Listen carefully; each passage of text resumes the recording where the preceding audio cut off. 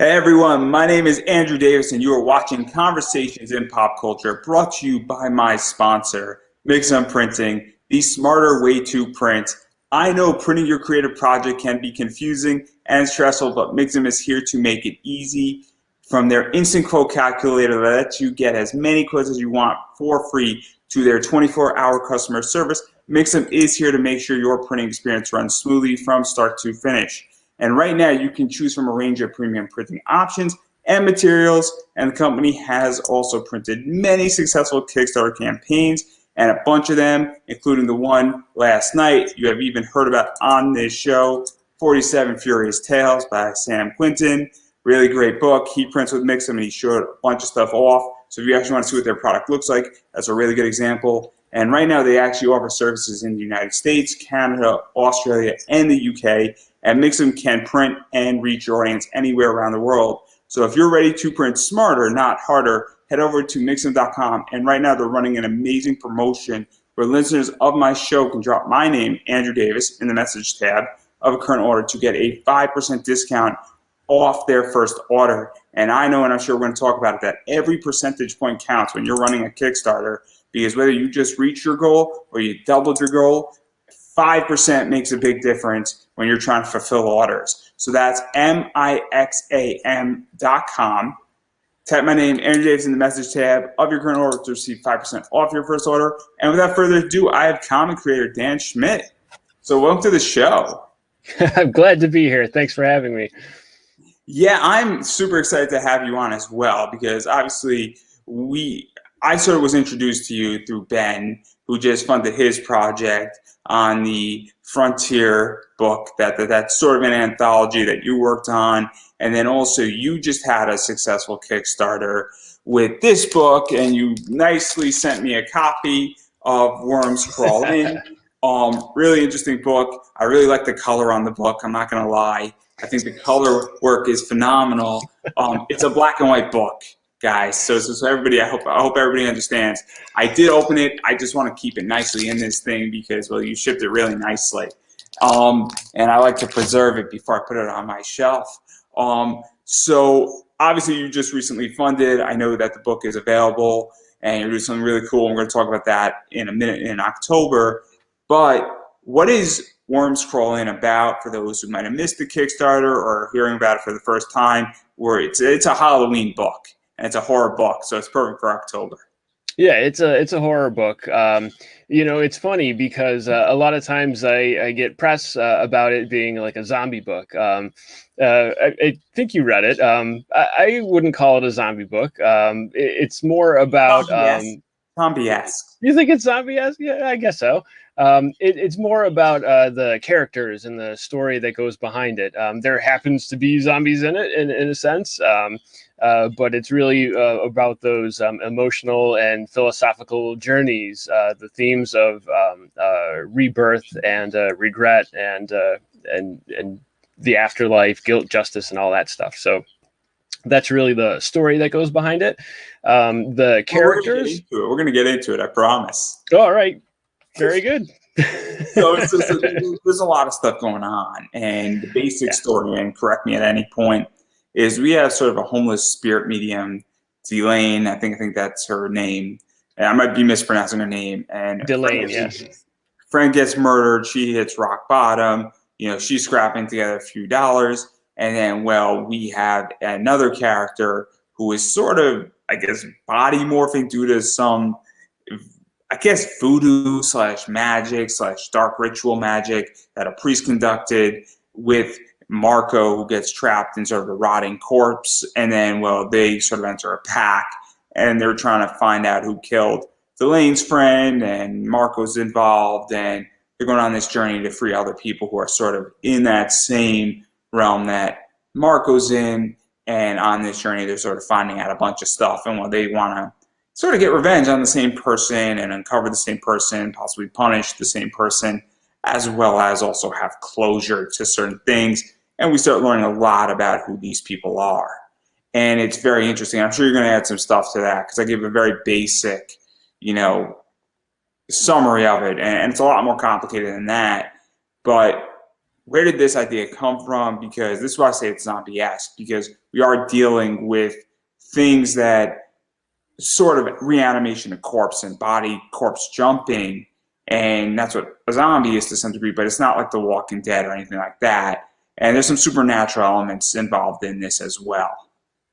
Yeah, yeah. So, yeah, it's not like a zombie apocalypse book. It's not it at all. So the idea, kind of like what I mentioned, I didn't set out to make a zombie book. Like I said, there's no apocalypse, there's no hordes of things roaming around or people like trying to survive. It's more based around that supernatural story. I think in the book I mentioned, it's called demonic transference, which is supposedly a real thing, right? So being able to move a soul or a spirit from one object or a person to another. We were speaking about an anime before we went live, and that this is sort of the entire purpose of the anime Full Metal Alchemist. I'm just saying. Oh, cool! I've never seen that. I should probably check it out. Tate's his brother, who loses his soul due to something going wrong, into a suit of armor. So technically, that's a perfect example of it. Nice. Anybody who's an anime fan, and a bunch of my audience is an anime fan, they're going to make the instant connection. There's a little bit more demonic, I think, is a safe assumption. Yes.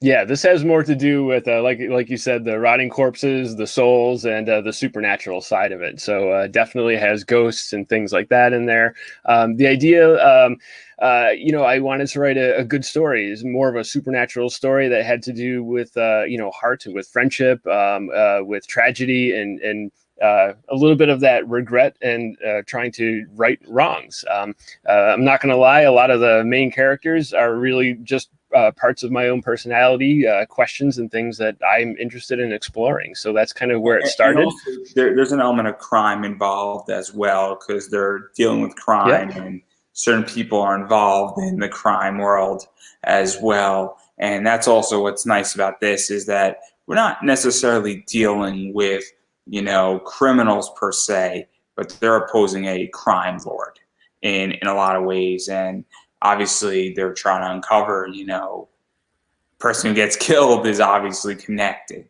to all of that. And Marco is connected to it as well in a lot of ways. Yes, yeah, he kind of started in that underworld, that criminal world. So that's where I was mentioning the theme of rebirth and regret and all that stuff. Having to be forced to think about the wrongs that you've done in life, and trying to atone for those things. Yeah. And there's some nice touches in this as well. And we're going to dive into these characters. My favorite touch is Delane's friend is named Faith. I mean, that is beyond intentional. Absolutely intentional. but it's fitting intentional. And this is what I like about it. And obviously I read the book. I enjoyed the book. There's certain things that sort of creep me out a little bit. But that's just personal, where I get scared very easily and I scream like a little girl. It's not pleasant. I do not do well in horror movies. It doesn't end well for me. So certain things I was not thrilled about, but it has nothing to do with you. It has everything to do with me. But I like the fact that you picked that, because it immediately sets the tone. And this is where good writing starts taking place, is when we grant obvious windfalls in a lot of ways. But it fits it. And I didn't feel like her name was forced, for lack of a better word, if that makes any sense. And we're having now a sophisticated writing conversation to some degree. Right. but it wasn't forced. But it was thrown to us purposely to steer us down a certain path. Absolutely. It's symbolic. Yeah, 100%. And so what was that like? Because it's not forced, but it's also not forced, if that makes any sense. Yeah, well, it's that's one of the fun things about writing, right? Is there's multiple layers, multiple levels that you can work on, where you can have the basic story, right, that people are seeing on the page, and that's the exciting thing that happens, or the interesting thing that happens. But then you can layer things on top or below that to kind of build more of that symbolism and those extra meanings into things, where people who are astute readers, they might pick up on those things and say, hey, that's pretty cool. I know what that is. And so I really like it because it's very much sets the tone. It's very early on, and then we get right into it, and then we get sort of the opposite to some degree with Marco. And obviously this sort of also sets what Delane is and what she's about, and also, what she needs to some degree as well throughout this entire story is that too. Obviously Delane is very much down on her luck, and it's very cool. And then Marco is sort of the opposite, where he doesn't necessarily have faith. He's sort of corrupt in a lot of ways, and sort of a bastard of a character. Very bad, yeah. Absolutely. I'm just trying to be very polite here. There's no other way around it. I mean, and the fact that you said it's part of your personality, and these are pieces of your personality in the book, I'm a little bit concerned. It's all in the past. Don't worry about it. So how many people did you kill, and how did you do it? Yeah, but absolutely, Marco too is when he starts, that's what I was mentioning before. He's a bad person. What he had to go through at the end, not at the end of the book, but towards the end of his character's life, was hard and terrible, and he died essentially. So this is his one chance, his one opportunity to kind of think differently and maybe change some of the things that are haunting him, which is not something that we get a chance to do. So that's part of the exploration in the book, is those things that we can't do, exploring those ideas like I regret this part of my life. What if I could do things differently? It's also, and I'm not very religious per se, but I appreciate religion. I appreciate the stories of religion. And you could read this in a very biblical sense, where, and this is something that obviously when I was reading it, came to my mind, and I made an obvious sort of jump to it, where he's getting a shot at resurrection and righting wrongs, or at least, fixing what he might have done, or pieces of what he might have done wrong. And it's very interesting when you get that, thing. And obviously, a bunch of people with COVID, and not to tie it back into this, and this also came up when I was reading it, and I'm pointing to the book. Again, you can right now buy the book, guys. You can buy the book. I'm going to be promoting this thing like crazy. Nice, thanks. You did send it to me, so I have to promote it at the very least. It's the way to get on my good side. Send me free things, and then I'll promote whatever you want. I mean, it could be horrific. It could be a terrible book. It's not. It's actually a really good book. But I'll promote it just the same. But even this idea where, a bunch of people have gotten wake-up calls in the middle of COVID as well, and I related that book to this as well, where saying, oh, snap, I got to change it. And it's a very interesting, discussion, and it's a very interesting point. And I think it goes beyond this book, and I think that this is just one medium, and I think it's very relatable to that. So what was that like, writing something that I think a lot of people have experienced that? I mean, we were speaking, off air, and I made a bunch of changes in the last, 3 months, and I'm about to make another bunch of changes in the next 2 or 3, in which that I've gotten a wake-up call. COVID has forced me to sort of change my parameters, and I'm not going back to the old school pre-COVID in certain areas. So I'm curious how you feel about that, because it's very relatable in that sense. Yeah, I think that's one of the things that we all kind of struggle with, right? Is change and all that, especially when it's forced upon us. I like covering those topics. I like thinking about those kinds of topics. What if we could do this again? Or if this happens, how would I change my life? Do I need to change my life? So I think this is one of those areas where not just comics, but just entertainment literature in general, gives us that opportunity to consider and think about things that we might not have otherwise done, or been forced to. So, and you can go further into that, because, and maybe you have a different opinion, but I feel like 3 years ago, this wasn't the front and center component in indie comics or even in literature, and these questions weren't really being explored. And even in TV shows, and the psychological stuff wasn't being presented.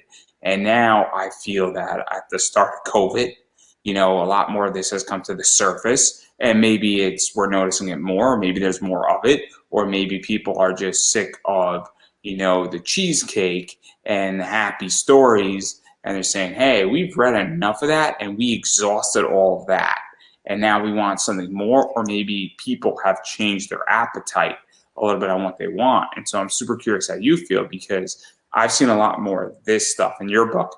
Again, can be bought, guys. Can be bought. It's available now. Wormscrawlin.com. But kidding aside on that front, I've seen a big change, and even just bigger questions being asked in comics and media as a whole. And I don't know if it's COVID related, and I'm curious how you feel about it, because there's a lot of stuff being asked in this. Yeah, I wouldn't doubt it. 3 ideas just in the last 5 minutes. Yep, I wouldn't doubt it.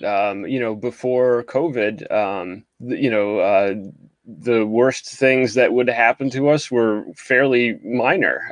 We might have thought they were big at the time, but then when this global pandemic hit, it's like, oh shit, there's some serious things happening. People are dying, and all kinds of, not just dying, but just you hear about the long haulers and people who were who were completely healthy, having horrible symptoms.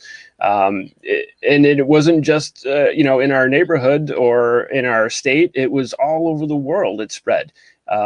So if that can happen with that particular disease, what else could happen? What could be worse? So now we're kind of, like I was mentioning before, we're kind of forced into these conversations and to entertain those thoughts. You can try to push them down or ignore them, but they're going to be there. You're going to walk out your door to go to the grocery store, and you're going to have to think about that, whether you like it or not. And do you also think that people also want to have these conversations, and that maybe, I tend to be a great communicator, but I'm not going to go have this conversation with my mom or my dad. I don't just sit around, but, people want to have these intellectual discussions. I might have an intellectual discussion with a friend. Me and a friend might go to a bar, obviously, or they might come over here and we might be playing a board game, talking about the philosophy of something, and things like this come up. But a lot of times I feel like people say, hey, look, I want to sort of think about these questions and ponder it, but I need something that sort of sparks that conversation. And I feel, because I'm a big indie comic guy, that comics at the very least are the easiest thing, or one of the easiest things that spark that. It's also, a comic gives also a reader a lot of control as well on how far you want to go. But you could read this as a straight story. You could read it biblically. You could read it as, a response to COVID, or related to COVID. And in literature, sometimes you could do that. In movies, sometimes you could do that, but you don't have as much control. So I'm curious how you feel about all that. And in particular, comics. And when it relates to things like literature and comics, like you were mentioning, if somebody doesn't have someone to talk to about that, right, or somebody who can, have those conversations, it's good to at least be able to find those kind of thoughts, those explorations in books, literature, where you can read about it and not feel like you're the only person in the room. I absolutely got a email very shortly after I sent out the rewards for this book, and I got an email from a reader who kind of expressed what you just said. That they identified very heavily with some of the characters and the themes in there, and it was they really appreciated it. So that's the fun part about writing and drawing comics and all that stuff. That's the thing that I appreciate about this. So there's a bunch of graphic novels that I read that I'm just like, oh, that's really cool, and then I think about it. But I don't want to go, have a conversation, because it's sometimes, people don't want to have these conversations, and, sometimes, I don't want to have them either. And, but I want to think about it. I think it's very important in that regard. I think that this book at least gets people thinking. And obviously in comics, I know you backed a bunch of indie comics. There's a lot more stuff like this coming out. And I don't know if it's just that there's more projects coming out on Kickstarter right now, or if we were going to be heading down this path anyway. And I'm curious about that, because you've been in the game for a while at this point. I've never produced a comic. I've never written a comic. Not saying I won't. It's just that I am more into the podcasting space. Sure. I'm more into that production. It's kind of what I like to do. And I like producing things like this because I feel like I could be the most influential in this space. But I am a big backer on Kickstarter. I back 1 or 2 projects a month. And then I read a lot of comics and I read a lot of indie comics. And so I am really curious where you think that all is. And I'm probably going to get back to the story in a second because there's a lot more interesting stuff going on. Yeah. I mean, there's a lot of horror stories out there. Even before COVID, it was kind of its own genre, its own area. It's not for everybody. Not everybody appreciates it or likes it. But I think it's paving the way for a lot more of that stuff to come out. Kind of like you said, people are possibly interested in it now, and curious about what those kind of stories are. So it's good for people who make those books, right? There's companies that are going to be killing it soon. And obviously, one of my favorite things of this entire book is the relationship between Delane and Marco and how they have an agreement and how they're both getting something out of it, and then both their characteristics are rubbing on each other and just the foil. And it plays really nicely where obviously Delane is becoming, I think a little bit better because of Marco and Marco's personality. And Marco is sort of dealing with and fixing some of the regrets Marco had in this as they go and try to, take out this crime lord and stop a priest. And everybody can feel however they want to feel about priests. That's up to you and however you choose. I'm just saying, I would not want to oppose the Vatican. Just saying. But in all seriousness and all jokes aside, and that might get me canceled, so be it. But what is that like to really have that relationship being built? Because these are really the only 2 characters in this book. Those are the main characters. It's very much, they're very driving of the story and their relationship and the evolution through the chapters of their relationship is how the story is dictated and driven.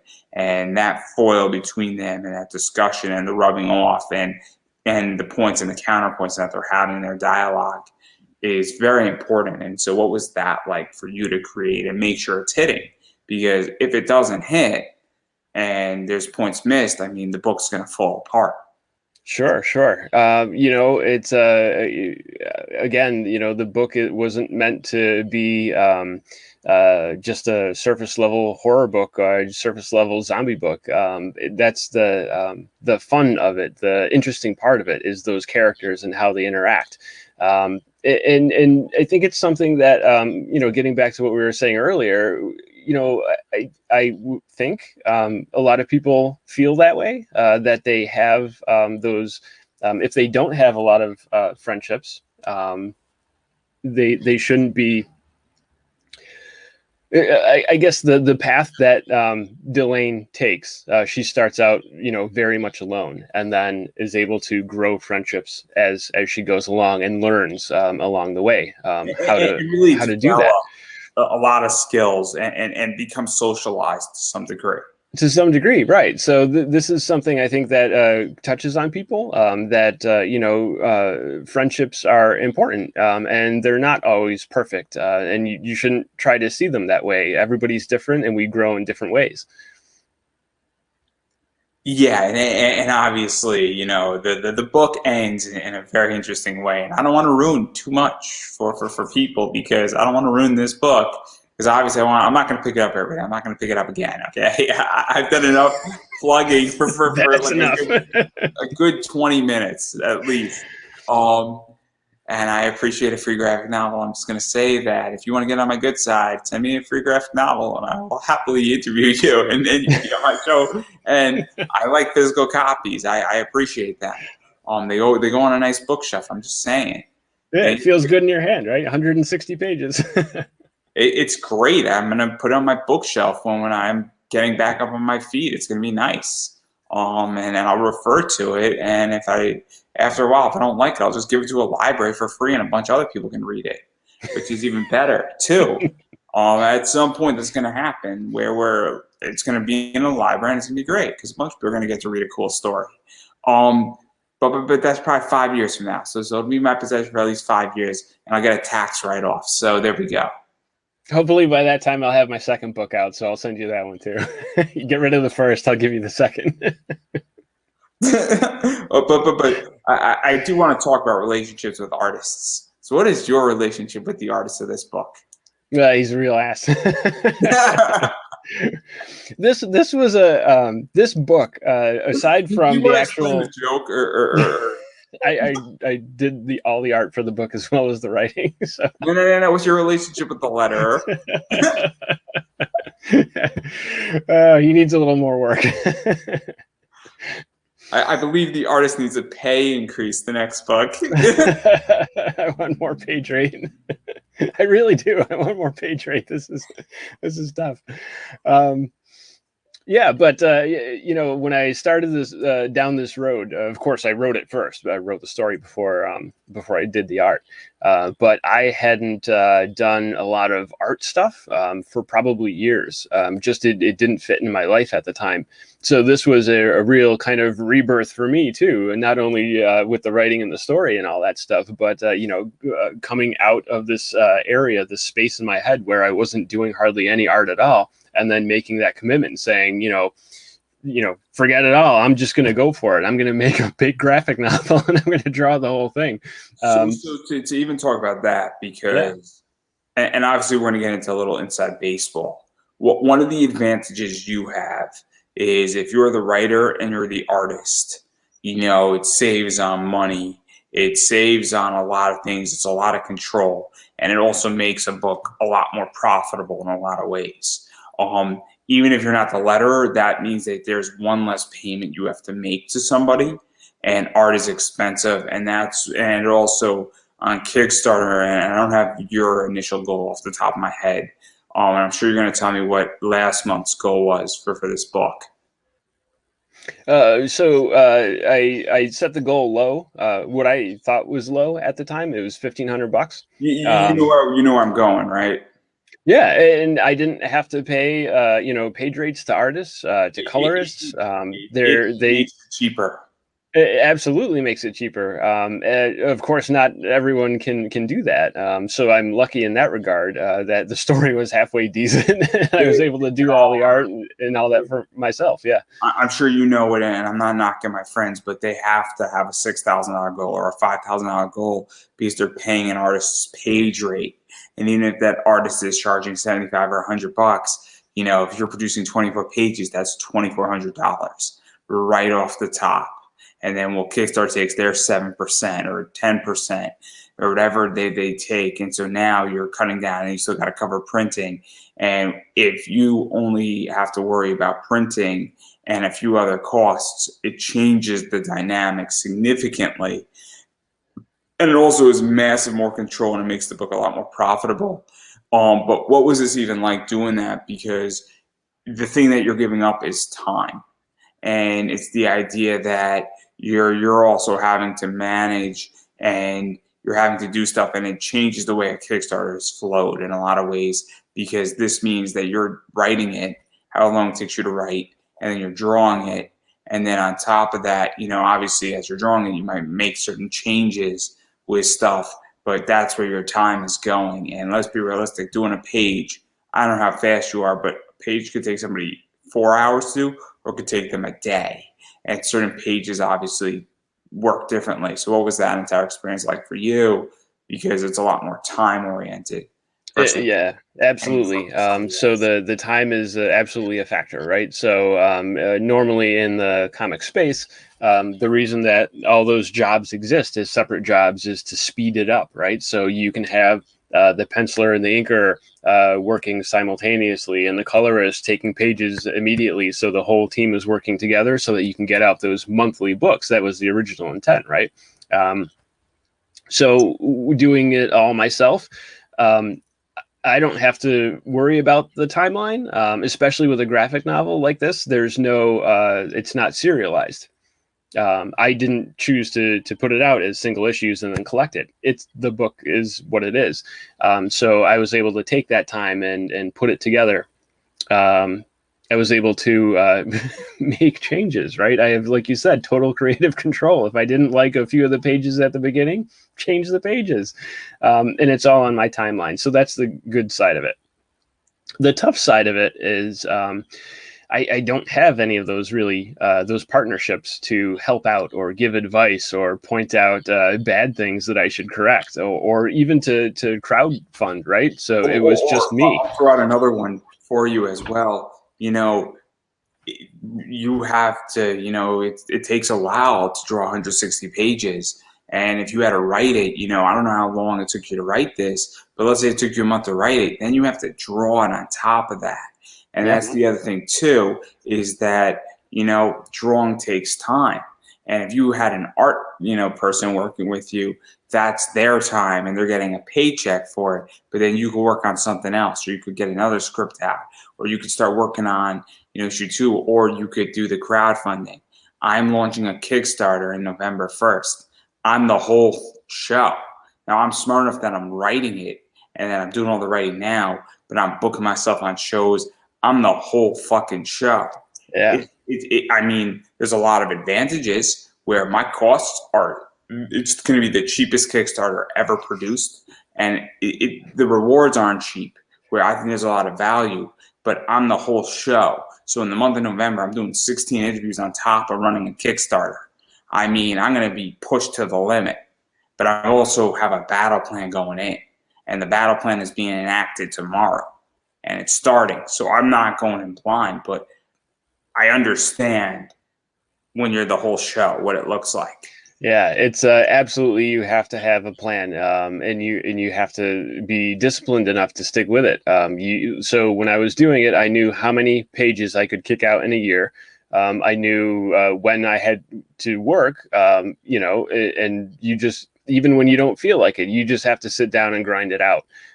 If you want to hit those deadlines and get the book out or whatever it is you're producing, you really need that discipline, and you absolutely need a plan. Plan it out. Say, I'm going to ask you a good question. Yeah. How many days have you taken off this entire year? I'll explain what I mean by day off. So yes. in my world, I'll go in my world. I've taken 11 days off this entire year. That doesn't mean I'm doing an interview every day, but you know, on Thursday nights, I'm pushing out social media. I'm booking guests. I'm forging deals. I'm finding new guests. I'm making people, and I'm scheduling people. That's me working. You know, on Friday, I'm doing social media. I'm scheduling people. I'm writing interviews. Saturday, I'm writing. Sunday, I'm writing. Monday, I'm writing. I'm interviewing tonight. I'm interviewing last night. You know, tomorrow I'm going to be doing schedule. I was scheduling a bunch of guests. I'm building graphics. You know, I'm refining interviews. I'm making sure the guests are still good. If a guest cancels, I try to find a new one real quick. I'm securing sponsorships. I took 11 days off this entire year. So I might only be working on my project for 3 days, for 3 hours a day, but I'm working, and that you don't know when I'm working. I've scheduled deals at 3 in the morning and booked things at 3 in the morning. I woke up, somebody responded to me on Instagram, and I respond back. And then the interview is good to go, and then I know I got to figure something out, or I need to go buy equipment, or I need to go do something that's for the business. So I've taken 11 days off this entire year where I've done nothing for this project. And when I don't think people understand what that means. And so I'm curious from you, and I don't say this because it's a competition, it's not. I say it because I think people need to understand that when you're doing things like this, you know, even if you took a week off, or you take every Saturday off where you don't do anything, it's still insane. It's an insane work schedule. Yeah, you have to. I mean, I think you have to take some time for yourself. You'll go crazy otherwise. Yeah, I mean, I have you know, a wife. I have 3 kids. They all are in school and doing things. I have a house, all that other stuff, right? So I have to make some choices on when I can get things done, when I can't. I gave up playing video games for the most part, right? It was just wasted time in my life. And when was the last time you touched a video game? Seriously, I haven't played a serious video game in years. You know, my kid.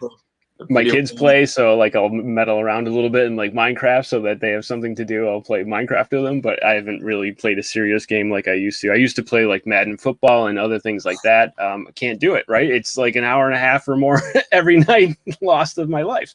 So I haven't played video games. The last time I opened up my Xbox was December 18th of 2020. And you got a lot done, right? I mean, I'm 130 plus interviews in, and I'm now finding time to like watch an episode of anime every night before I go to bed, or read a book or something, or read some comics. But it's a choice on my leisure. I'm probably gonna get back into video games, but I'm not gonna pick up anything serious. I'm gonna pick up something that's easy, that 30, 40 minutes a day at the most. Like I'm not gonna go play Cyberpunk. And it's those it's managing your time, right? So everywhere I go, even if it's just to bring my kids to music lessons or something like that, if I'm in a parking lot for an hour, I bring my sketchbook with me, and I'm sitting there doing things, working on characters or just trying to be better. For other people out there, make the most of your time, even if it's sitting in a parking lot. Find the time. If you really like to do this and you really want to do it, find the time to do it. Or find how to do it faster. One of the how to do it better. Yeah. Is that for me to write an interview, it's 3 hours at the most now. Used to be a week. When I first started, but I've been doing this for 8 years. Yeah. So when I did 90 last year, and I'm at 130 plus right now. Well, that's amazing.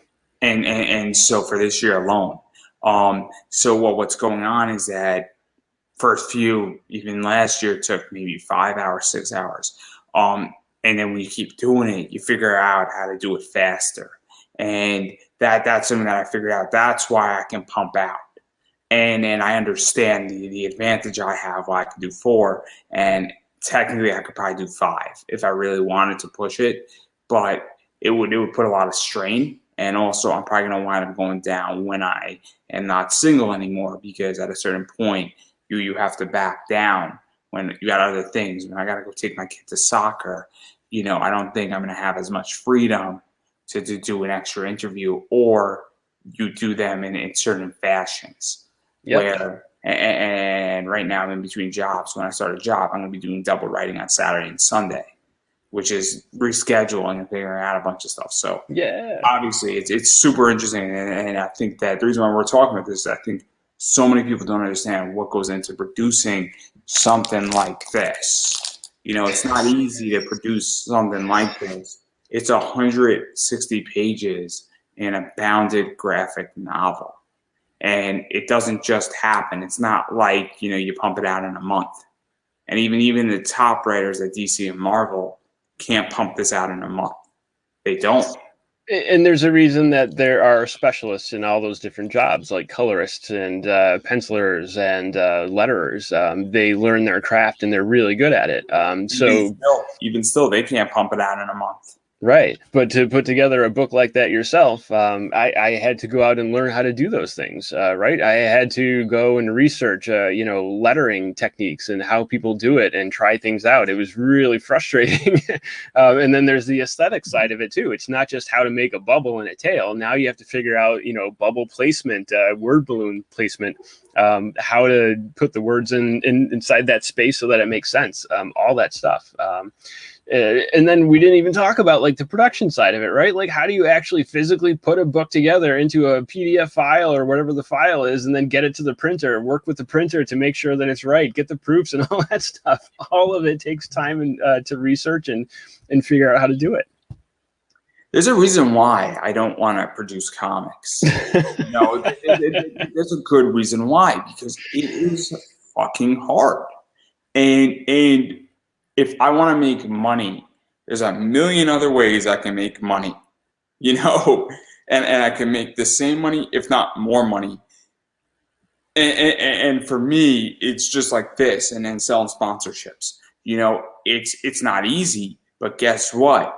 I don't have to kill myself the same way, and also my overhead is significantly cheaper. And so like all of this stuff is so complicated. And then on top of that, you also are then crowdfunding. And I'm assuming that the book was done before you launched and went to Kickstarter.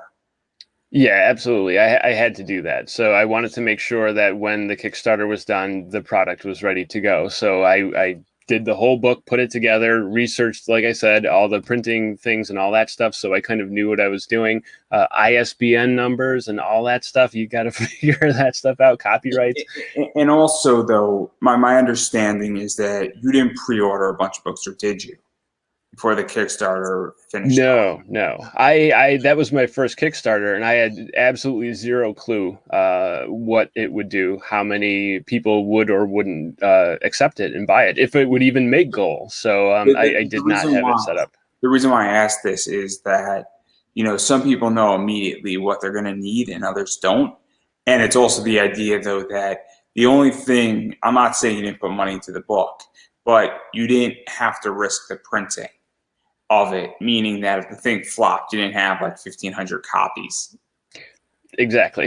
I didn't want to do that. Some people understand, and I'm actually curious because right now, obviously, we're in a printing crisis in indie comics, and I think it's there's a lot of reasons why we were having printing issues. Production is up just in all these printers. Obviously, Mixam is a sponsor, and I'm well aware of their business model. And printing has gone up from the 50% mark to almost 100% or doubled. And so obviously there's just more demand for printing. Also, I know printing prices have increased because when there's more demand, well, you could charge more. It's also delays with printing. Shipping has increased. I was just at the post office a month and a half ago. It was $2 cheaper. It's $2 more expensive right now, shipping out books on eBay. And I'm sure you're well aware of that too.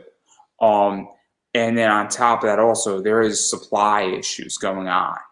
Obviously, there's supply issues in China. There's supply issues all over the world. And we don't live in a small economy anymore. We live in a very global economy. And so obviously, what was that like also? I'm curious what your take is on all that as well. Yeah, so luckily when I went to print this book, you avoided the bullet. I did. I avoided the bullet.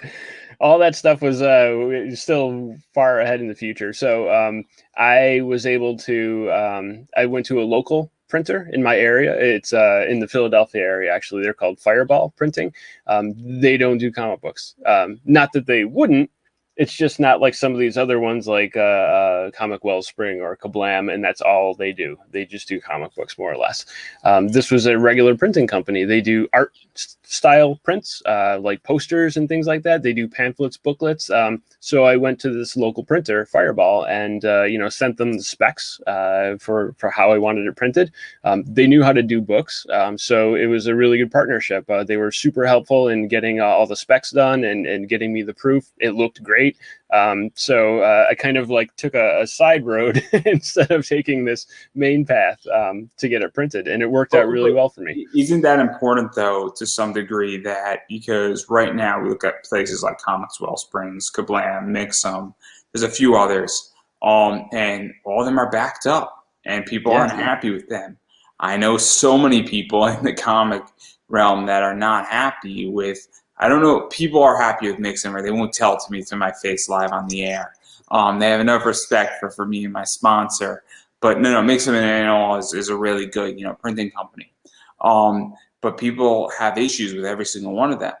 And also, the issue is that, when you're on a 2 to 3 month backlog, as a backer, I get pissed. Yeah. I'm not going to lie. Like, if I back a project and it's 2-3 months backlog printed, it takes another month to get to you, and you got to ship it to me. Like, we're talking 5-6 months. I'm not a happy fucking camper, especially if I just spent like $80. Well, that was the nice part about going to a local printer. I didn't have to wait for it to be shipped. As soon as they said it was off the presses, I drove down there and picked it up. It was in my car. I had it. So I just had to get it packed and then send it in the mail. And even talking about that, because that's a real advantage as well. It's also the idea that I know a lot of people print in China, and I had a whole conversation with Santine Phoenix and her husband, Jackson Stone, and they had a problem where their book was legitimately sitting on a cargo ship for a month. Or Wow. not on the ship, but in a cargo box because they couldn't find a ship to ship it over. And I understand you have to, if you're, ordering 100,000 books, you have to print in China if you want it to be cheap. But there's a whole month delay, not because it was a printing problem, but because they couldn't find a ship to get the book over. Yep. Risks. There's risks involved in all that stuff. Yep. And so obviously there's a lot of stuff. And so obviously, I mean, it's super interesting with this. And so let's talk about what's going on right now with your book, because there's some cool stuff going on with it right now. Obviously, this is sort of the 1-year anniversary, I guess. And you have your website that's up, and I'll get the link included in a second here. I'm going to throw it into the comments as soon as I find it. But, I know that you're offering it for, I think, a price similar to what it was on Kickstarter and with free shipping. Yeah, so on my website, it sells for depending on what you want to what package you kind of want to choose. $17.99 just for the straight graphic novel, or $20 flat, and you can get a door hanger for Worms Crawl In. It's branded and it says "Stay Out," and I'll sign the book. Free shipping in the month of October. So this is like my my publishing anniversary, right? October is officially the month on my ISBN and all that stuff. So I thought for the 1-year anniversary, I would offer free shipping. So anyone who wants to get it, you don't have to worry about post office rates and things like that. I'll send you the book. Just pay for the book and you got it. Yeah, and the link is in it. So for the people on YouTube, if you go there, it's going to bring you to Comixology. It's going to bring you to the website where you can pick it up, and a variety of other things. It's going to give you a bunch of information. Also, for the people on Facebook, it's right here. If you're watching in my private Facebook group, that's free to join. Comments don't really show up there, so you can go one of these, or if you just go on Google and type "Worms Crawl In" comic, it'll pop up too, and you can find it there. And there's a lot of options on how to pick up this book. And so obviously very cool. I like the fact that you're offering free shipping, because that's what kills me as a consumer, as shipping is expensive. Yeah. So I have a code for shipping. If you when you check out, enter the code WORMS21 and you'll get that shipping cost subtracted from your amount. Very helpful, because free shipping always gets me in. And I always appreciate free shipping. Obviously, I thoroughly enjoyed this book. Certain parts made Thank me you. scream as a girl, but that's a different discussion. I understand. I am not a horror guy. I enjoy the crime elements. No Tokyo Ghoul for you? Yeah, you know what is it's I've interviewed a bunch of the voice actors and actresses in that, and I'm not a fan of it. It's just I try and I just can't. I'm more like, it doesn't do it for me, and yeah, I just can't, Yeah. because then I have like nightmares, and then it just doesn't get good. Yeah, Well, yeah. thank you for reading my book at least. No. I enjoy horror, and depending on what it is, but like I'm not a fan of like the Japanese horror books that come out that are like the legendary books. Yeah. It doesn't do it for me. I like more psychological books as they sit. That's sort of my entire thing, where there's real questions being asked, and there's real positions being asked. Like I'm right now watching Full Metal Alchemist, which is dealing with can you resurrect humanity, Sure. and things like that. And then I'm going to be watching Beastars on Netflix, which is dealing with a very complicated story. And I just watched Odd Taxi, and if you haven't seen Odd Taxi, that is perfect. It's 12 episodes. I can't tell you anything about it. And you're like, what is this opening? And you get into it, and by the end of episode 12, you're going to be like, this has changed my life. It will make you a better writer. I got to write that down. What is it? Odd Taxi? Odd Taxi. It's free on Crunchyroll. It's going to change your life as a storyteller. It's the anime that's a sleeper that everybody's going to be talking about for the next 10 years. Nice. And by episode 12, you're going to be like, what did I just watch? And I need to rewatch it. But I digress right there. So having said all that, I know you have something that you're going to be a part of, I think, on the 20th. So 14 days away. Yeah. So there's an I anthology. got the date right, correct? You Hopefully. did, I was a little scared. I wasn't sure. as far Right. as I know. Yeah, on October 20th, I believe. It's not my personal Kickstarter. It's a project that I worked on. It's called 13th Moon Volume 2. It's an anthology horror series coming out, of course, in time for Halloween and all that stuff, at least to start with. It's launched and run by Phoebe Xavier. So she's the person who put it all together. It's a bunch of stories of all different types of horror stories. So I was lucky enough to partner with a couple of writers to do the art for 2 stories in the book. So if you're following me on social media, on Facebook, you'll probably see some of those posts on my message board there.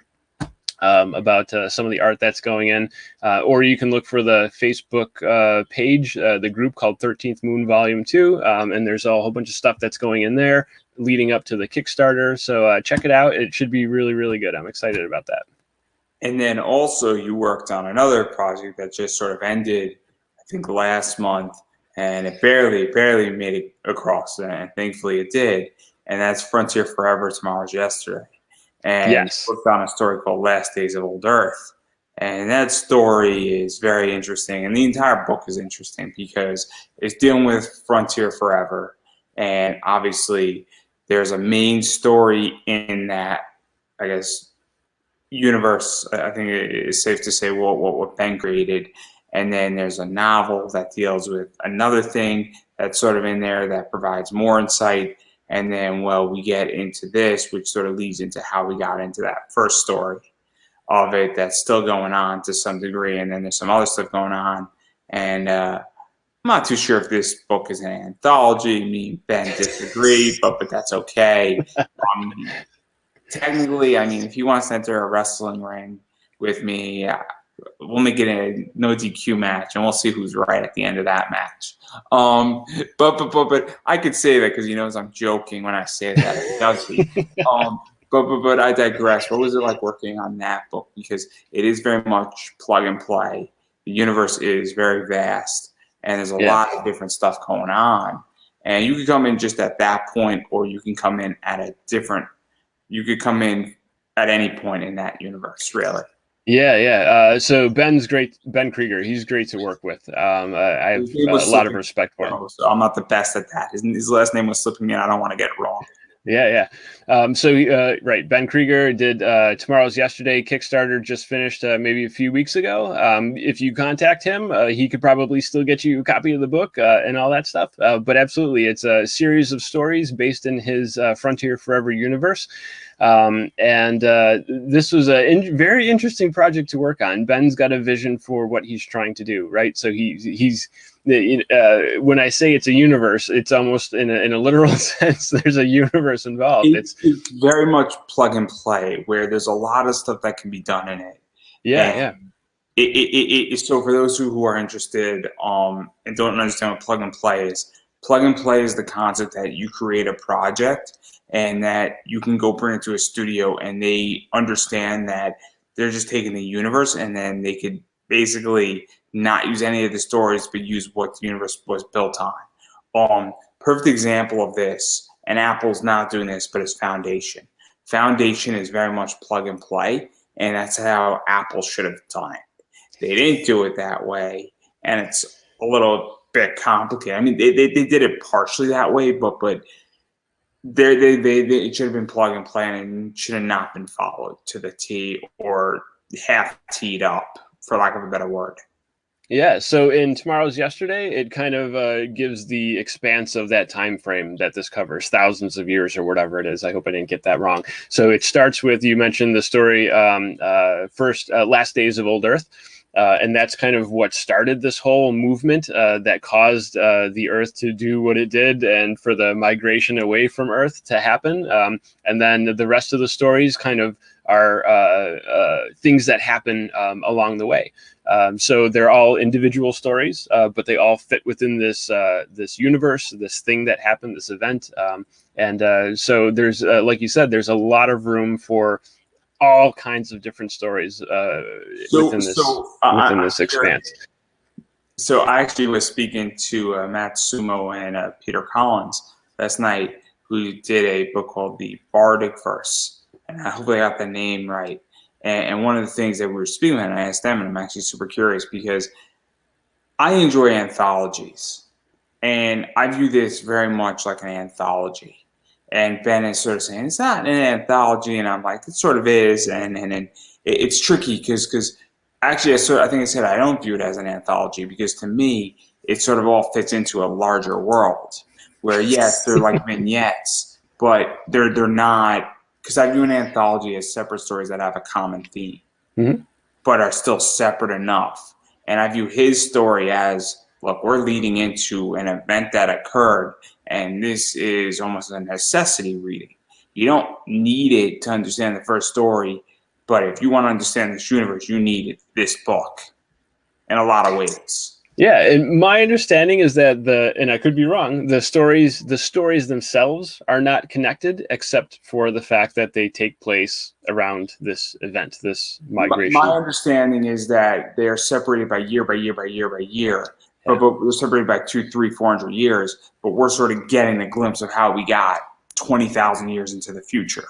That's the connecting point. So in story one, if a piece of technology was introduced, in story two, technically, because Ben was on and we spoke about this. Yeah, yeah. That piece of technology, you can't revert back. You know, if we killed the dinosaurs in episode in chapter one or issue one or story one, the dinosaurs have to be dead in issue two. But that doesn't mean that the same characters, where if we have Tom in chapter one, Tom is not alive in issue two or chapter two, but technically speaking, his great grandson can be. But also it's a whole new set of characters. It's a very interesting book, and I've read like the first 60 pages in it, and it's not confusing. And I'm not trying to confuse anybody, but it's this type of thing where it's very interesting. So I'm curious, what do you view anthologies as, and what is your definition? Because everybody has a different definition, and I am confused. I spoke about this yesterday, and it's a very good question in a lot of ways, because I am confused on what an anthology is, and I feel like it's overused. You know what? As long as it's entertaining and it's good reading, I don't really care what it's called. They could call it an anthology. Yeah, they could call it fried eggs. I don't care. I'm fine with it being whatever, but I feel like the term is so overused that like somebody's like, I wrote Batman. It's an anthology. Like, I feel the same way about the term graphic novel, right? You hear that term kicked around a lot, and even if it's a collection of single issues into a trade paperback. This is a graphic novel. This is a graphic novel. I just wrote a review on it. This is not your book. This is your book. This is the book you want to buy. I don't view a 66-page book to be a graphic novel. I don't really care if it's nicely bound. To me, it's not a graphic novel. It's a one-shot. If 72-pager is a one-shot, it doesn't matter if it's perfectly bound.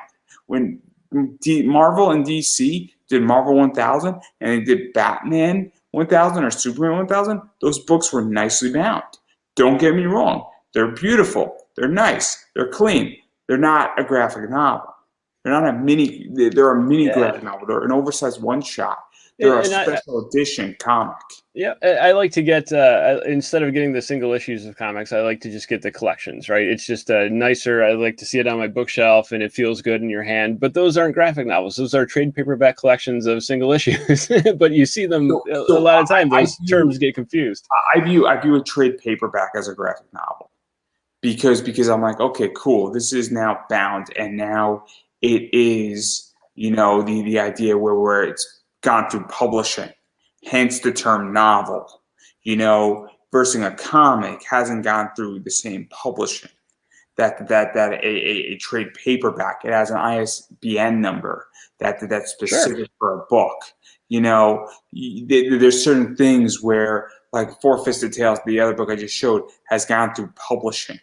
Does that mean that the same effort hasn't gone into a comic, or a one shot?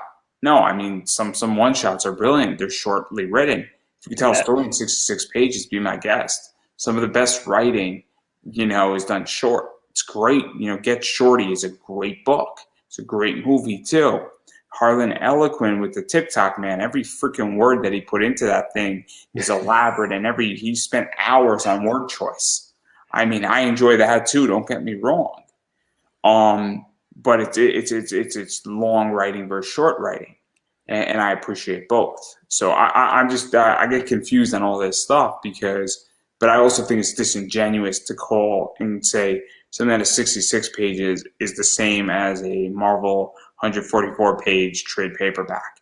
I think that there has to be a better term in comics. Yeah, so as it gets back to the anthology, like you said, there's a lot of terms out there, and people kind of interchange them. It kind of blurs those lines a lot. I'll concede on the anthology point, because I don't think an anthology, if you go something that's not an anthology or borderline, doesn't hurt as much as comparing a 66-page thing to a 144-page. I think the value is significantly different, and I think if you say, a 72-page one-shot is a graphic novel, I think there's a bigger issue, because I think it actually hurts that term. And that's just my opinion, because it also changes the value, and I feel like it cheapens the value. So I don't think that we can compare this book, which is 160 pages, bound this way, obviously, has an ISSBN number on the back, to a 66-page thing that is also found like this. I don't think it's a fair assessment. Doesn't mean that one's better than the other as a story, but I think that we need better terms. But that's just my opinion. Yeah. Also, I like bigger stories. You're going to produce a graphic novel, you might as well go big or go home. Well, when I wrote that, that's kind of the intention, is that it wasn't broken up into very neatly little 24-page pamphlets or comics like that, and that they just kind of connected together. When I wrote it, it wrote as one big story.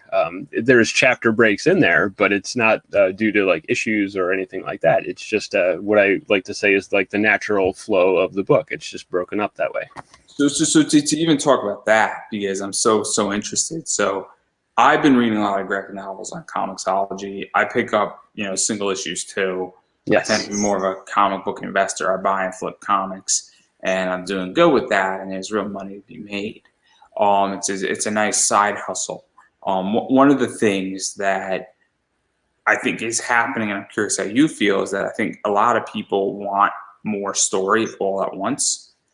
I think that, and I also on Kickstarter in particular, I think people are saying, hey, look, I want to go to Kickstarter and I want to do my entire project all at once for a bunch of reasons. If I got to go pay an artist, it's cheaper for me to go lock an artist in for, the equivalent of 5 issues all at once, because things happen, artists get picked up, people can die randomly.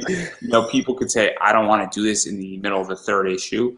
There could be money disputes. People could say, look, DC's knocking on my door, and now you get 2 more issues, but they're about to give me a lot of work, and I'm about to increase my position and make a lot more money than what you're paying me, and I appreciate everything that's been done.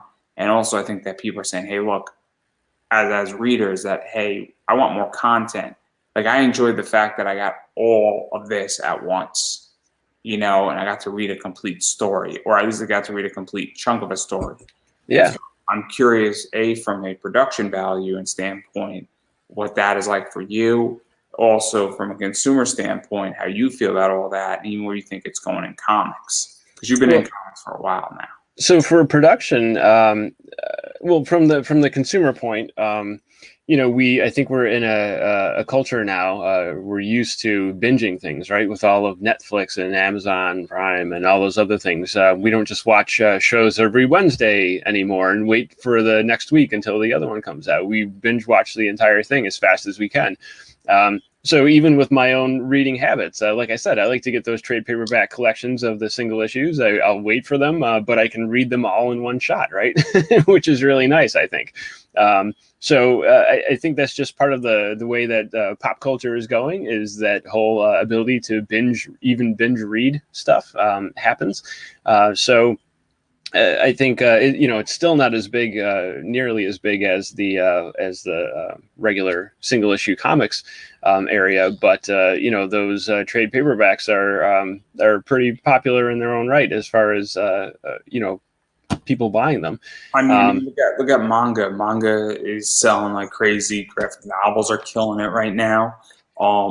It's a big thing. I mean, this was the greatest year for manga and graphic novels in probably 20 years, I think. Yeah, and what a difference in format too, right? If you buy a book, you get a pretty thick book. It's black and white. It's simply produced, which is the exact opposite of what you see in a lot of Western comics, where it's a very thin issue.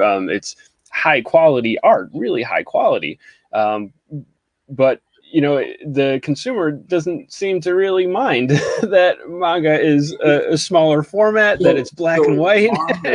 They buy it. So manga in the U.S. and manga in Japan are very different. My name is Pop Anime Comics. I mean, this is like, I'm a huge anime fan. I've been into anime for almost as long as I've been alive. Since I was like 6. I'm 28, so the majority of my life has been into this. Manga in Japan is dirt cheap, and they go buy it. It's at every freaking train station. New issue of One Piece, boom, read it, cool. Going to school, kids going to school, and then what happens is that they just throw it on the floor of the train, or they leave it on the seat behind. It's like, cool, 15 pages, 18 pages, $2, cool, done. Oh man, Luffy just did this, awesome. And then their friend's reading it too, or a friend might buy Naruto, other friend buys One Piece, they trade, like, dude, what'd you think?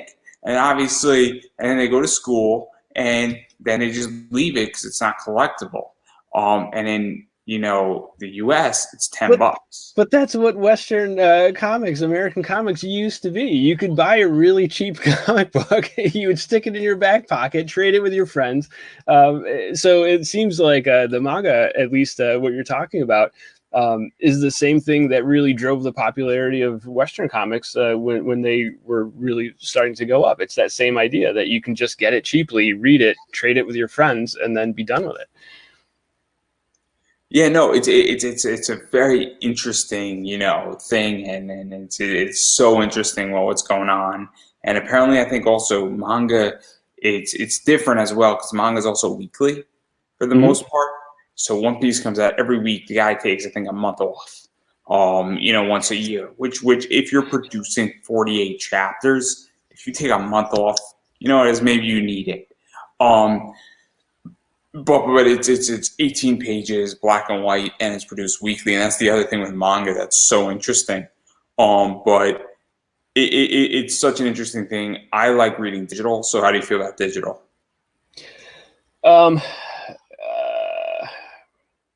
I think inevitably, and I'm not an expert on this, that's probably where a lot of the comics are going, only because of things like shipping and production costs, and especially now with the growth of crowdfunded books.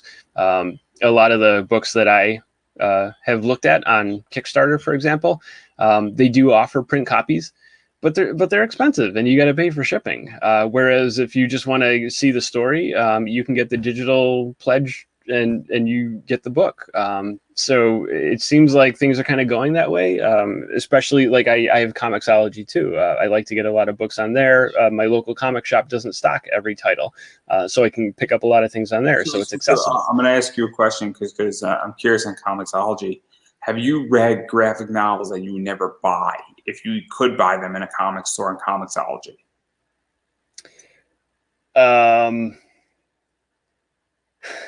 I'll explain what I mean. So I will never buy a WWE comic or graphic novel, but I enjoy the story. So for me on Comixology, what it is that I'm willing to read more obscure things. Like I read the Black Dahlia comic on Comixology. That's out of the norm, right? That's not a comic that I would go out and say, yeah, Barnes & Noble, you got it, cool, order it for me. But I would read it, and I'm like, man, this was really enjoyable. And that's something that I think is really cool when we go digital, is that if you have a tier and your book is obscure, on Kickstarter. I'm saying, what the hell's this? But you have a digital tier for $5, and then your print copy is $25. I might take a $5 risk on it because $5 is the price of a frappuccino at Starbucks. And that's the other thing too, is that. But I've seen digital things where the people I interviewed, not Sam, but the people before last night, they're charging $20 for the digital book and $20 for the physical. At that point, I'll pay the extra $8 for the shipping for the physical if the digital and the physical are the same. Yeah, I've gone on Comixology, and again, it's the price point, right? Books I wouldn't normally try or pick up if it's only $10, but I get 180 pages, 200 pages of story on a digital book. Yeah, I'll do that. That's not such a big burden. So it's an interesting dynamic, kind of where we are now. It's straddling this universe of print versus digital. I'll go a step further. I'm a huge Zenescope fan. Obviously, I've interviewed Ralph Tedesco. People at Zenescope know who I am. And one of the things that I think 80% of Zenescope's library is on Comixology. So I don't want to carry their books in my hand. Okay. I don't think people understand how big Zenescope's library is. Okay, Wonderland, the first trilogy, and then some of the subsequent stuff from the first series is 768 pages, and then there's a bunch of other stuff in conjunction with it. Robin Hood has a book; it has a few one-shots. Then we got a trilogy. Then I think we have like 3 other issues beyond that are 6 pages. And then we have a bunch of subsequent other things. You look at the Van Helsing thing. They're at issue, I think, technically like 65. It would be nice to have and read all that and have that stuff in graphic novel format. But the catch-up of Van Helsing is 9 volumes. I don't have space for 9 volumes. And that's the other thing, too, that I think is also prompting digital. And kind of tying back to the manga discussion we were having, when a lot of the kids these days are used to reading that smaller format, the black and white books, and you pay $10 and you get a really thick book out of it. Eventually those kids are going to get older and they're going to grow up, and that's what they're used to reading, as opposed to the Western style comic books. So it's it'll be interesting to see how that trajectory, that path of how books are made in the future, if that's the audience and that's what they're expecting to see, is that type of black and white book. And then I want to get more controversial with you. And obviously you just did your Kickstarter, you're involved in a bunch of them. And this might be the most controversial question, but it's something that I'm so interested in talking about. This year alone, there's been almost every month 260, 270 projects on Kickstarter. And I'm curious, and I'll go first on my opinion after, where do you think crowdfunding is going? Do you think it's sustainable at this rate? And, I'm not saying crowdfunding is going to go away, but I think it's gone a little out of whack. And I think there's a little too many projects on. I back 1 or 2 and I limit myself very, very religiously. And there's a lot of projects I get asked, and I'm like, guys, and I was joking around. I don't know if you saw the comment, said, maybe we should make it a game show. Where's Andrew's money going? What this time? And I'm joking around, and there's certain people that I'm in where they've run 3 and it's a trilogy of books, so I have to back it. But at the same time, I'm like, there's so many projects that look good, but it's also like, where's my money going? And I stay in the $20 to $25 price range for the most part. But, I don't know how you feel about all that and what you think that is, because it's a very complicated issue. Yeah. Especially in comics, not so much in other sectors on Kickstarter, but in comics in particular. Yeah, I'm a picky reader. I don't have a lot of spare time. I have books upstairs right now that I got, and I haven't picked up to read them yet. So it's a interesting experiment, and I'm curious to see where it goes. I don't have a whole lot of information to make an informed decision, but I would think that there's a limitation to the audience. Maybe there's not. maybe the audience is going to keep growing, and that's where things are going to change. I know that at least in the more professional area of comic books, you see a lot of real professional creators, worked for Marvel, DC, Dark Horse, Image, all those groups. And they're going out on their own and making their Kickstarters, and they're making some decent money on those books. What I think is going to matter is that what happens with issue 2, what happens with issue 3, or is it that every 5 issues you come back to Kickstarter, or is it just that you just needed to get the first one because that there's a business model, and then you're going to Substack. But also, I mean, there's been a bunch of discussions about Substack, and I'm in the camp of saying, look, I think this thing's going to fall flat on its face, and in 5 years, I don't think we're going to be talking about Substack. I think Substack, and the reason why I say this is that Substack is taking a very small percentage of the complete monetization, and their business model is to get people monetized and then make it so that, because a bunch of people came onto Substack when all these big names came on, and then Substack's like, if you get monetized, we're taking a small percentage, but getting monetized on Substack is difficult. It's not easy. It's like everything else. It took me 8 years to get a sponsorship, okay? And I think there's a big misconception, and I think it was like, oh, this is going to be real easy, and I think a bunch of people are going to find out really hard that, guess what? The same reason why you're not monetized on your Facebook page is the same issue on Substack. We're just trading what platform you're using to get it. And it's the same tools, and you're just moving people around, and you're not really getting to the next level. And I think the big guys are also going to learn real quick, because in comics, you were getting like 6 or 7 comics for free. And I was on somebody's show and I said, look, you'll be lucky. And the panel I was with was a little bit shocked when I said, you'll be lucky if you get your money back on that, because guess what? I don't think people are going to be interested in it. I don't think from an investment, you're looking at your 300 rate of return on 80. It's interesting too. You were talking earlier about investing in comics, right? Getting the books and then selling them on eBay and doing different things like that. And we were talking about the digital impact, Comixology and all that stuff. So that it's funny to think that, if that's the direction that comics are going, more digital format where it's easily accessible and it's cheaper, what happens to that whole speculator market where you buy books, physical books, and you trade them and sell them? I have an answer for this.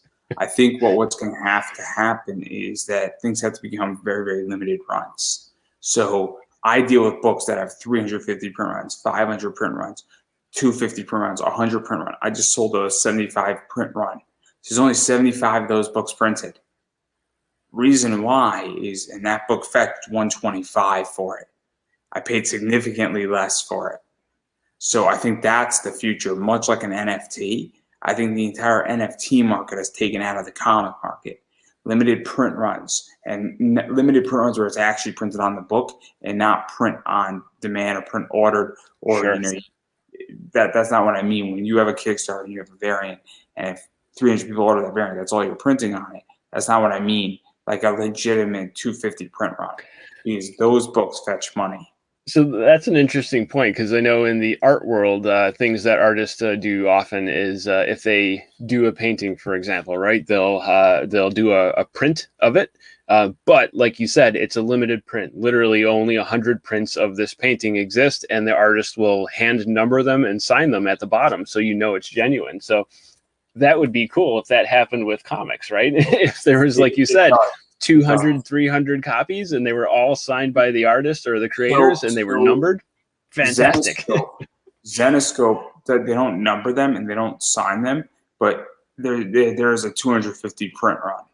So it says 250 or 350 collectible. Obviously, there's 280 of those, but I think Zenoscope doesn't release the other 30 just in case there's a printing error on somebody's book. Or I just picked up some Art Gen books. There's 1,500 of them. And so great, that's it. That's what makes it valuable. And I think that's the future, where it's the idea that what makes something, at least in my world, valuable is, there's a limited capacity of it. I just sold a 250 print run book for $50 and I paid $25 for it. So I'm in this space, and that's typically what I deal with. Or I've dealt with books that have 100 print run or a 50 print run. And well, they get certain money because, well, there's only so many of them out there. And I think that that's the smartest thing to do. And obviously with New York Comic Con, starting tomorrow, for me, that's the real play, and that's what I think, and that's where I make my money from, in comics. And even I would love limited edition manga books. I think that'd be fantastic. I'm not even joking. I mean, and there's a whole bunch of stuff going on with books that are out of print. There's manga books that are worth like triple what I paid for them. And I have books that are worth like $100 because you can't find them. And if they were in better shape, they'd be worth more. And I love it. It's great. It's phenomenal. Books are a fascinating entity. Yeah. It's really a fascinating entity. But that's a whole aside. I mean, I run an entire podcast about this. So I talk and I lecture, and I'm building the class, guys. So you want to learn the basics. This is I'm the guy to do it. I've been slacking on it because building a class is hard when you are doing 4 interviews a week. I'm sure. and you keep busy. Starter that has to get approved in 9 days. So I'm a little swamped. Just a tad bit. Just a tad bit. It's the love of it. You do it for the love, right? No. I want to make money. And you do it for the money. Because when you have money, you can do a lot of fun stuff. I've been poor and I've had money, and I've had wealth. And having wealth and being in a wealthy position is a hell of a lot more fun than being poor. You could be miserable in both circumstances, but with money, at least if you have money, you can afford your misery. Number one reason why there's a 50% divorce rate in the United States is money related. Yeah, I believe it. And the rate of divorces go down at $250,000 plus. Fun fact. And if you don't believe me, look it up, is all I'm going to say on that point. But again, I digress. I am curious though, because obviously we should have just spoke about money the entire time with my guest before you. I know it would have been great. Clearly, I like talking about money. The scene in Deadpool when he's sniffing the 2 guns.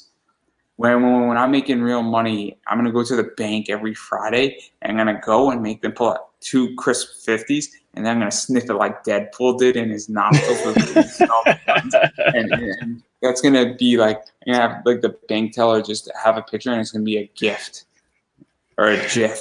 It's gonna be great. You doing this? I'm do that, and then that's gonna be the gift or the GIF for when you get your paycheck. Yeah. Really, it doesn't exist yet, and everybody's gonna take it, and everyone's gonna know. You heard it here first. It's coming. Make it happen. I digress right there. I do want to talk about cons because I did mention that as well. Yeah. Where do you think that's going? Because New York Comic Con's happening tomorrow. You're on the East Coast, and how do you feel that's going to play out, and even where cons are going to go moving forward? Yeah, I don't know. I was hoping that when my book came out, I would be spending a lot of time at cons. That's where a lot of my sales would come from and all that. But then COVID and all that other stuff, I haven't been to a con yet since my book came out. And I don't know when I will. Do you feel, though, that because the way I feel, and I'm curious how you feel, is that I don't know if I'm ever going to go back to a convention. I am beyond more influential on here. I met more people. Prior to COVID, I had about 504 friends on Facebook. I now have closer to 800, and the majority of those people that I've friended in the last 22 months are comics. I would say 95% of my new friends are all comics, and people that I've never met in person, have been on my show, and then I've been on some of their shows. And, I have real connections in the industry now, and I have connections in a lot of industries, and that wouldn't have happened if, COVID didn't happen. And so I'm like, because I know everybody networks at cons. I was on something, I said, I'm probably the only guy who's networked outside of conventions, and I'm probably one of the only guys who's done it really, really fucking well. And I don't know how I've done it. I'm not trying to even inflate my ego, but my connections are exactly what should not happen. And so for me, if I ever write a book, my whole point is to sell digitally and go crazy digital, because I want to be part of the great digitalization pivot. And I feel like this is a mistake creators make, is that why do you want to just sell at a booth? That to me seems backwards. I want you to be able to say and come on my show and be like, here's why you should get my book. And when you see this, you can go on my website, here's my website, and it catches my eye, and then you get me involved. And and I feel like creators need to figure out how to do that, because right now, I'm going to post this into about 70 Facebook groups in the next 3 or 4 days. That's going to get way more reach than you would get at a con, technically.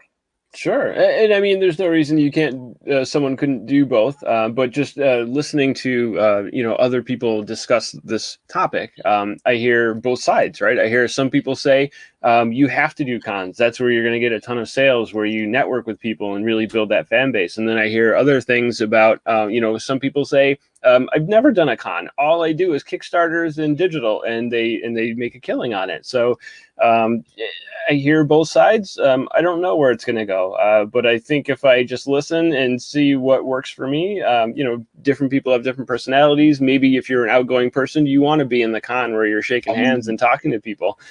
This is how I view it. Is my thoughts on it is that I'm following the money.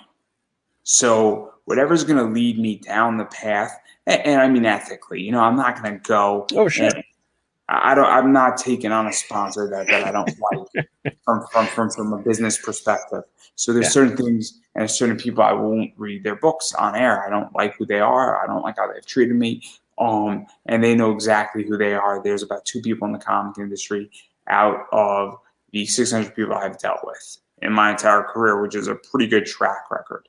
There's certain products I just won't touch. Like, I'm not going to go sell a sex product on my show. It doesn't make sense. I don't want to brand that way. Yeah. But, somebody has saying, hey, I'm selling Pokemon cards and I got a Pokemon card app I got no problem, with that, because it's not offensive. But my idea is that if all of a sudden money was at cons, I'd be at cons. And I think that's another thing too, that if you go to a con, you're going to sell, 200 of your books, that's where you should be. Yeah. First thing, if all of a sudden you're online and with a little, social media and SEO, you're selling 200 books for, a $50 investment, that's where you should be. And we were talking earlier about production of books, right? Comic books and things like that. But it's the same kind of thing with physical appearances at cons, right? You need to get there in a car, and you have to have physical books on hand, and you have to pay for a hotel possibly, and you pay for food while you're there. There's a lot of expenses that go along with it, and you have to sell enough to make up those expenses. You have kids, right? Yeah. So, and not to make it too personal, but I think the point's going to be really made is I don't have kids right now, but if I have a 2-year-old daughter and she loves her daddy, and I got to go and drive up to Philly for a con, there better be a good justification money-wise for me to not be near my daughter. Same thing with business and going on trips. Like, I'm smart enough, if I have a kid, maybe it won't be the same with my son, but if it's my first, kid and I have a daughter and she's like, Daddy, I love you. And every day I come home from work and just her smile makes me go, and then I'm gone. I mean, I better be making like $5,000 during the weekend. And that's the other thing too, is that now if you're going to Wizard World or PhillyCon and you're there for a day, you don't have to stay in a hotel room. It's not that bad where, you're going to come home after 8 hours and you're going to see your daughter. But if you have to go to New York Comic Con and you don't get to see her for a little bit, it factors in.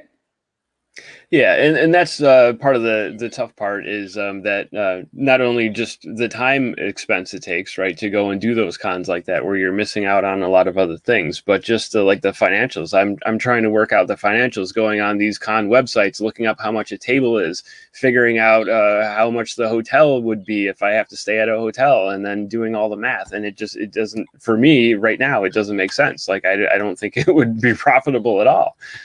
So that's where I stick mostly to digital and shows like this to kind of get the word out. Maybe in the future it'll change. Maybe cons will make a comeback. They'll be super popular and it might be worthwhile. But it's just hard trying to make the math work for me.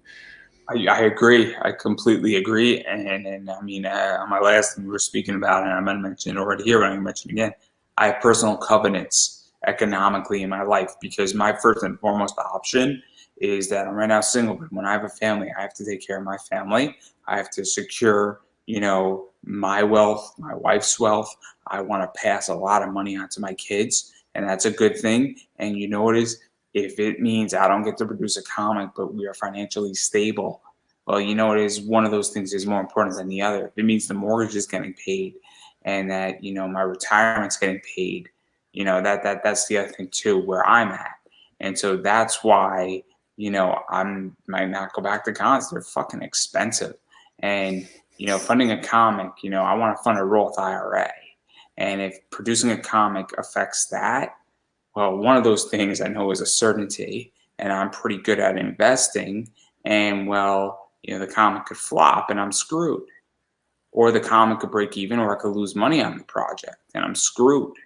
Yep. So that's the other thing too. In running this show, it's really cheap. It needs to be, I mean, it's not ultra cheap, but it's significantly cheaper than producing a comic book. Significantly. Yep. Yeah, and I think a lot of people don't make comics, at least in the independent area like I'm in. I don't think most people do it to make money. It's you do it because you enjoy telling stories, and it's something that you would probably, at least for me, I'd be doing it anyway, even if I don't make any money on it. I just like drawing comic books, so I might as well get one printed and put it out there, right? I get it, but at a certain point, a hobby that you're monetizing, you have to understand if it's a hobby or if it's a business. And that's something, because look at all these people. I know a lot of people in the indie sector that are broke. And I know that they're like, I was doing better 10 years ago. And I said, were you in comics 10 years? And they're like, no, I've been in comics for 5. And I'm like, man, your money's going there. I mean, it's cool. I would love a thank you. I would love some of the fame that these people get. I'd like to be able to write, even half as good as they are. But you know what is? I have more money than they do, and I'm not saying my net worth is that way. I don't have more money because I'm better. I have more money because I'm not having expenditures the way they're having, and it's a real problem. And I think a lot of people in the indie world don't understand that. And so I'm just trying to. That's how I feel. It's tricky, and I get it. I have amazing sympathy for everybody in this space, but it's also the idea that you have to understand economics. And then what you were saying about going to a con, it's expensive. Even when I'm a pounce, I'm getting a free badge. And I was going to, awesome con in DC when I used to live down there. I mean, taking an Uber is like $20 both ways. Food is another $40. So we're looking at $80.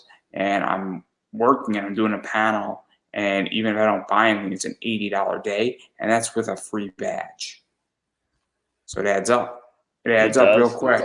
And $80 just for me going to work. So obviously, and I haven't gotten any social media gain from that.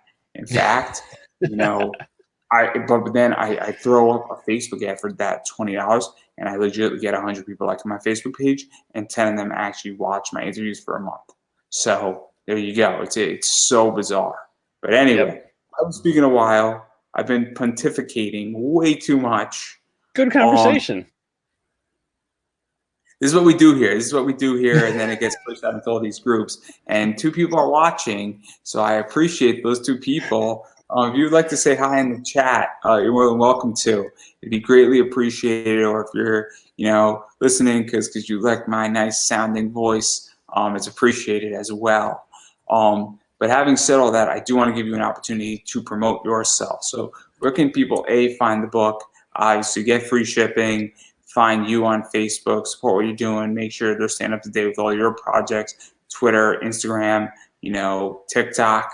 All the cool kids are on TikTok, guys. If I didn't say website, email list, the shebang.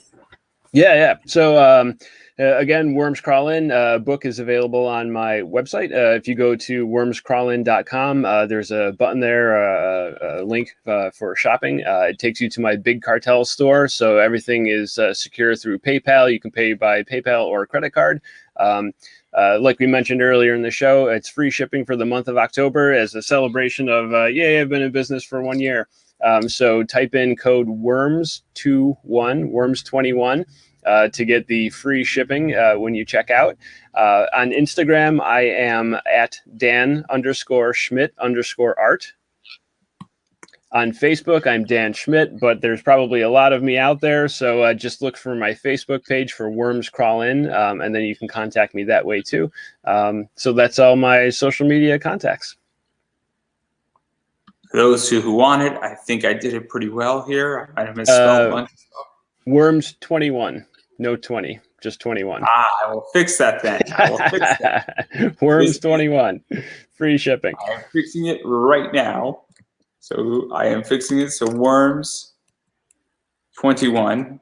I believe this is the correct one right here for the YouTube. Perfect.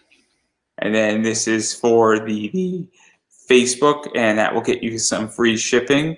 So obviously, if you would like free shipping, this is how you do it for the month of October.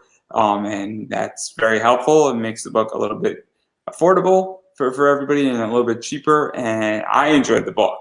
And so if you want a book and it's perfect for Halloween, you know, you don't have to wait for it to be funded on Kickstarter and all that stuff. You can just get it right in your hands. So obviously, you can go check that out. Again, this is the YouTube. This is for Facebook, Worms 21. Not 2021, but 21. So try to use the correct one on that point. Obviously, I messed up. So check that out. And what I've been saying, and I'm going to continue to say it, is that you have to support indie content creators. And what that means is that you actually need to go buy their books. Obviously, if you missed the Kickstarter, this is a great opportunity to pick up this book. And you get free shipping, obviously coupon codes. We just went through that, Worms21. But even going further off of that, because I know money's tight, you can pick it up on Comixology digitally. You can pick it up in a variety of other places, I think digitally as well. So there's a lot of ways you can pick it up, because I know shipping in, going to Australia could be a pain in the ass, or going to the UK or Canada, or even shipping out to other parts of the world. So you can pick it up digitally. You don't want to pay for the extra shipping and all the stuff with that. Furthermore, you need to follow people on social media, because that is just as important as actually backing their projects, because you'll be noticed and informed when they start a new project. You have a few anthologies that are coming out. I'm sure you're going to be involved in a bunch of other books that you can't really mention right now, because I'm sure some stuff's in the works. There is. And there's some stuff where obviously you can't talk about, but once you can, people put it up on social media and you'll be informed. And I'm sure you keep everybody relatively informed. At some point, you're going to have an email list. So if you don't already have one, so obviously picking that up as well and joining that. And it goes a long way. And also sharing this out. If you notice somebody saying, hey, I know somebody who loves horror books, and just share this out. If you pick up the book, take a picture of yourself holding the book and put it in your Instagram story, put it on your Instagram, tweet it out, obviously tag Dan in it, because that goes a long way too. Or even better yet, send an email with that picture, because that could be utilized in a variety of ways, or even just a thank you, or just saying, hey, I really appreciated this. I know as a creator, and I don't know how you feel about it, somebody says, oh man, I really enjoyed that interview with you. They don't give me any money, they don't buy me a coffee, they don't do anything like that, but they say, hey, I really enjoyed it. Keep doing what you're doing. Goes a long way, because we all have bad days, and when somebody says, hey, I appreciate what you do, it changes the perspective. Also retweeting, following, sharing, I didn't mention it enough, sharing on your wall, or liking people's Facebook pages goes a long way. Also, I am an indie content creator, so I appreciate shares, I appreciate thank yous, I appreciate anybody who is sharing this out in any group, on their wall, and an Instagram story. I appreciate people just commenting. That goes a long way for me too. I appreciate anybody who also picks up your book, as well as I have Buy Me a Coffee. And while I do have sponsors and I am doing live reads, It is not cheap to run this. There's a lot of improvements that need to be happening. You know, cameras, ring lights, a bunch of other stuff, green screens. And my sponsor only goes so far, not to mention that they are helping to make season 3 happen, but there's a lot of stuff that, God forbid something happens, you know, all that money that is basically donated / granted to me, or if you have a live read, you want read and you want to buy advertising, all that stuff goes right back into the show. I personally do not take any money out of that, and it goes to growing and expanding and ensuring that this show continues onward. So I appreciate all of that, but more importantly, obviously buy the book and share everything out, because the more people that see this, the more people are going to be able to buy your book and be noticed, and also get free shipping in the month of October. So on that note, I'm going to give you the final word because my throat is exhausted. Well, I had a lot of fun tonight. Thank you for having me on. I appreciate what you do. Keep doing what you're doing. I can't top that, and I'm also all out of talking. You know, a lot of talking today. So I believe that is a perfect place to stop. So that is a wrap.